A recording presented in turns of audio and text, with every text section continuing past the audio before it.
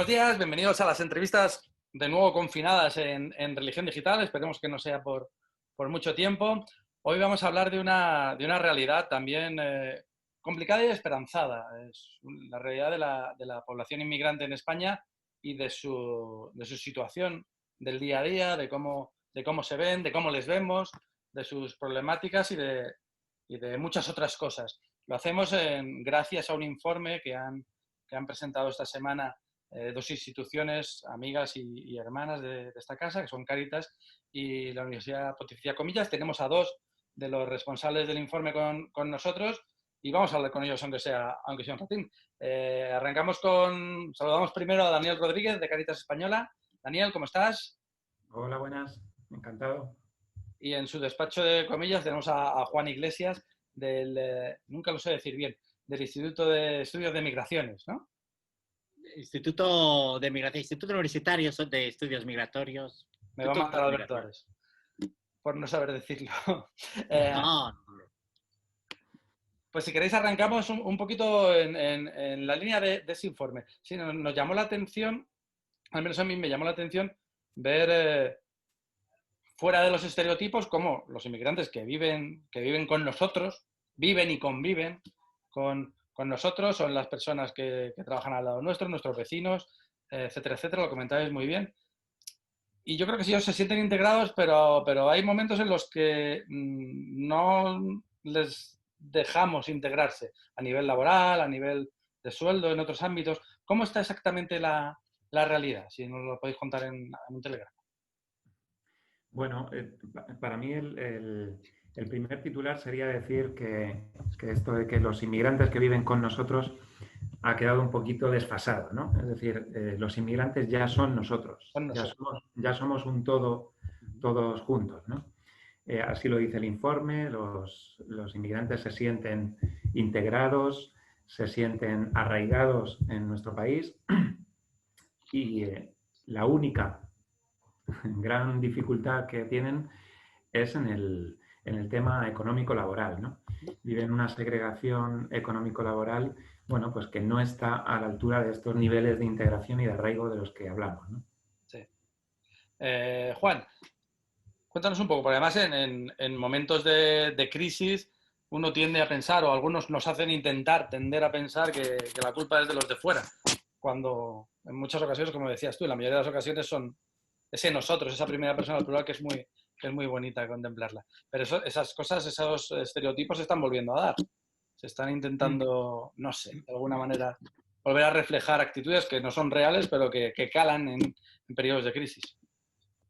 Yo diría de lo primero, y en relación también subrayaría mucho lo que ha dicho Dani, lo que ha dicho Daniel.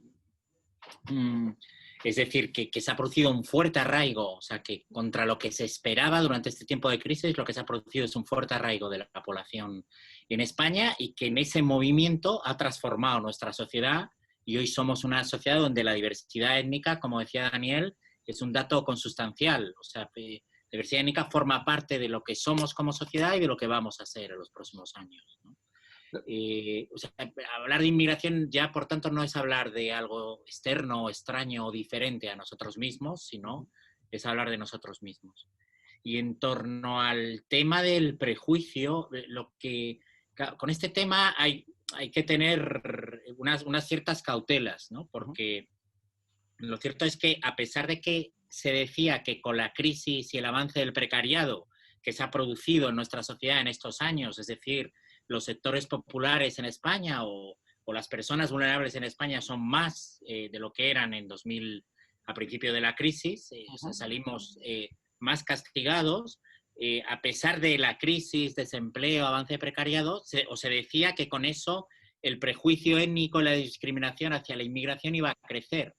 Y lo que tenemos es que, por un lado, los datos nos dicen que esto nos ha producido en España, no solo los nuestros, sino los datos de las últimas encuestas, estudios durante todos estos años. Nuestro estudio vuelve a decir lo mismo, que las relaciones, digo porque esto hay que destacarlo, ¿no? Las relaciones en los barrios populares son relaciones de una cierta coexistencia tranquila, son relaciones cordiales, de una cierta convivencia incluso.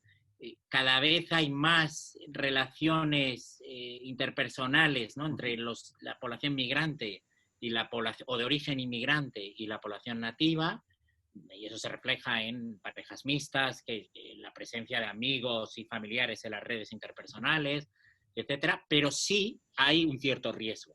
Y este riesgo tiene que ver con que la percepción de amenaza, por parte de la población nativa, la percepción de que la inmigración puede ser una amenaza socioeconómica que acapara ayudas sociales, estos discursos que se escuchan, esto ha crecido, ¿no? Entonces hay que decir dos cosas ahí. Una, que está muy alejado de la realidad esto, o sea que los datos, ahora Daniel contará con más detalle también, los datos no tienen nada que ver con esto, por ejemplo en términos de protección social, es un estereotipo, es una idea falsa que se repite y una otra vez, pero que sigue siendo falsa cuando vas a los datos. Y segundo, que sí existe un malestar social en nuestra sociedad, que algunas propuestas políticas están tratando de dignificar o digamos, están tratando de sacar rédito político a la de inmigración. algo que no es real, pero que es un... Exacto. Pero que el malestar social existe. Ajá. Lo que pasa es que hay algunos que están tratando de culpabilizar a la inmigración por eso. Eso tiene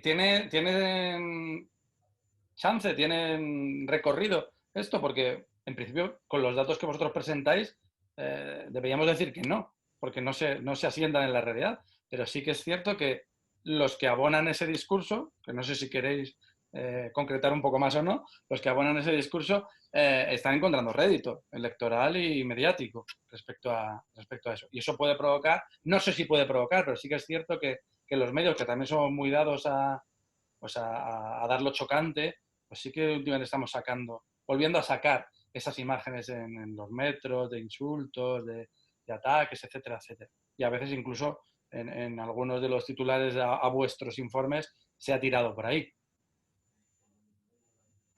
No sé, Daniel, si lo ves, si no lo ves, si crees que ese recorrido existe, si...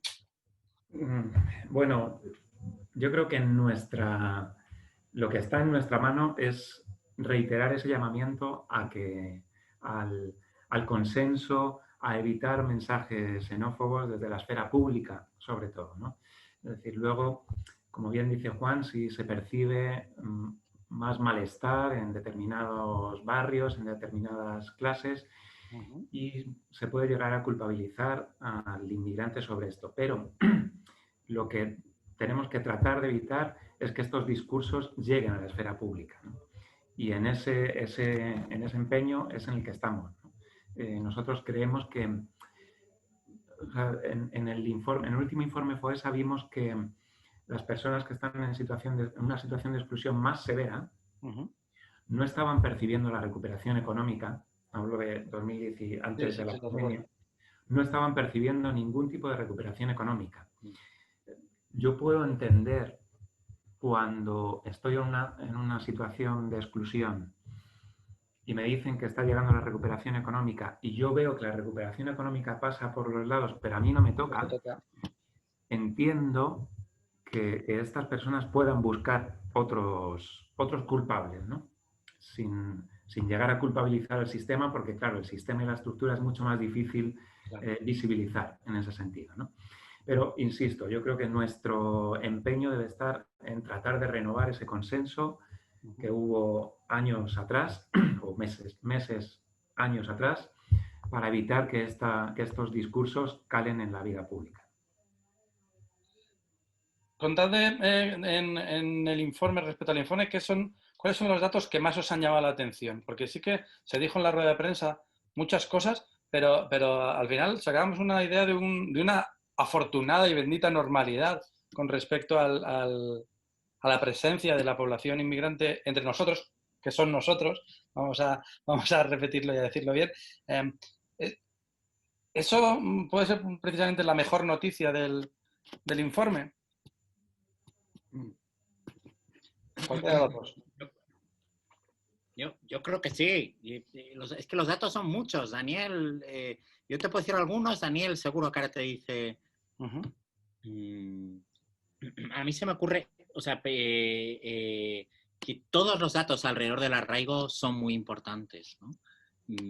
Por ejemplo, es muy significativo que 1 de cada 3 inmigrantes en España sean nacionales, sean españoles, estén nacionalizados. Lo digo porque cuando hablamos de inmigración, de nuevo, hablando como del otro, de alguien que está en nuestro país o de paso, o que no pertenece al país, es una imagen que no se corresponde con la realidad, ¿no? Por ese profundo arraigo y por este dato de nacionalización, ¿no? 1 de cada 3 personas, si te encuentras con una persona de origen latinoamericano en la calle, la probabilidad de que sea española es altísima. Es muy alta, sí. Por tanto, esto tenemos que empezar a analizarlo y a pensar que vivimos en este país, ¿no? Donde la diversidad étnica de origen y social es un dato de nuestra realidad ineludible, como pasa en otras sociedades occidentales o de nuestro contexto. Yo creo que también dentro de esta transición que estamos viviendo, el dato del 27% de hijos nacidos de padres extranjeros es un dato también para mí muy relevante, muy significativo, ¿no? Yo estos 2 datos, y junto a ellos sí diría el tema, lo preocupante de los datos socioeconómicos, ¿no? Un salario que está por debajo de los 1.000 euros, un salario medio, y todos sabemos lo difícil que es vivir con un salario de 1.000 euros en España, y el hecho de que la gran mayoría, el 73%, esté expulsado de la norma social de empleo. O sea, nosotros hemos construido sociedades donde tener un contrato indefinido a tiempo completo formaba parte del contrato de ciudadanía, ¿no? Y del contrato, además, que nos facilitaba tener un sistema de bienestar social. Digamos que la convivencia social no se ve en el mismo plano que la convivencia empresarial laboral, que ahí sí que se observa una profunda desigualdad entre nacionales nacidos en España y personas que viven entre nosotros, que viven con nosotros. Para mí lo que más me llama la atención es precisamente esta paradoja de la que estamos hablando, ¿no? Todas estas informaciones, estos datos que aporta Juan sobre arraigo y sobre integración chocan con la situación económica. Por ejemplo, que el 75% de la población inmigrante está en un escalafón laboral en el mismo en el que entró. O sea, en el mismo en el que cuando llegaron al país entraron en un escalafón de baja cualificación y se mantienen ahí.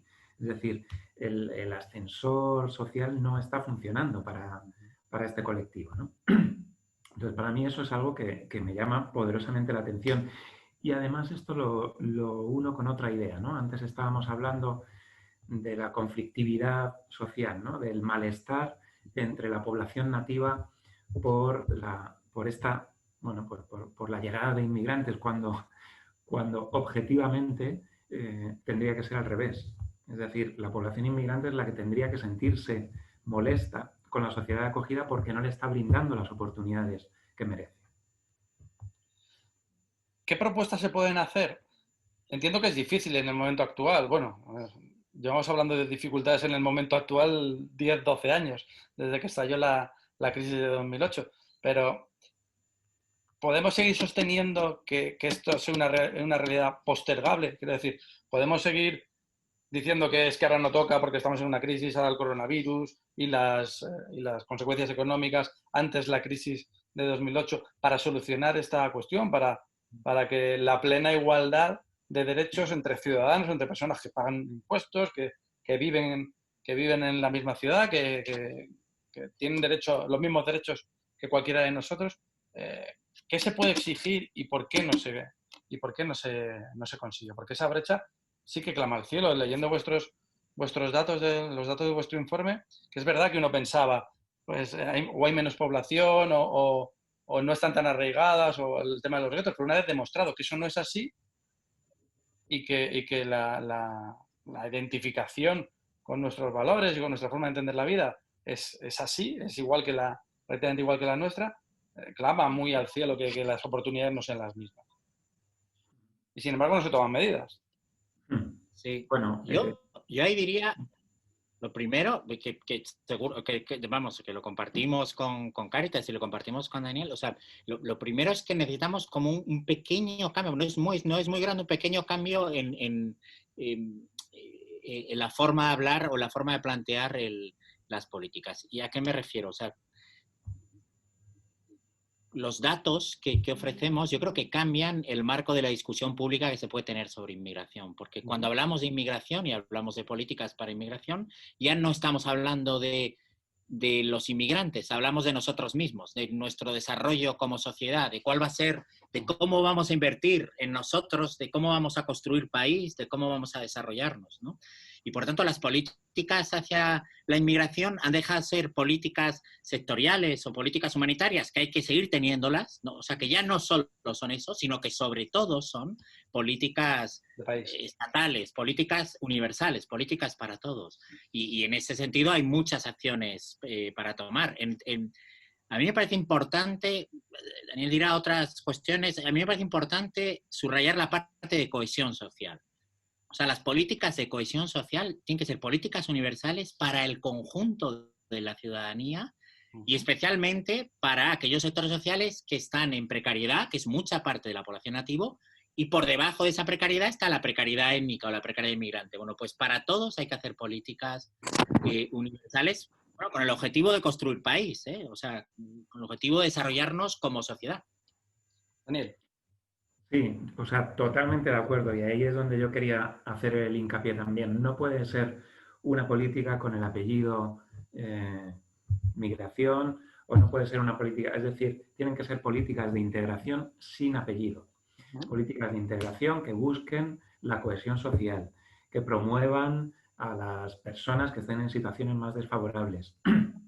Pero no podemos ponerle el apellido de integración de inmigrantes, porque entonces estaremos, bueno, pues de alguna forma estaremos también indirectamente fomentando estos discursos, bueno, pues que viven o que ven la inmigración como una amenaza, como personas que abusan del sistema, que también se menciona en el informe, ¿no? No hay ningún abuso del sistema de protección, hay uso por parte de la población de origen inmigrante, pero en ningún caso abuso, ¿no?